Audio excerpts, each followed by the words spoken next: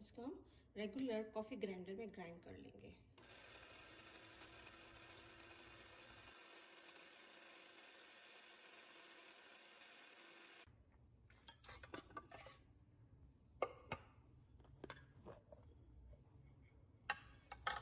देखिए कितनी अच्छी तरीके से बारीक से पीस किया, बहुत अच्छी खुशबू आ रही है।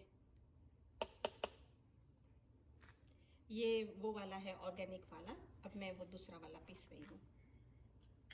ये भी अच्छी तरह से आसानी के साथ पिस गया है, बहुत ही अच्छी इसकी खुशबू आ रही है फ्रेश की।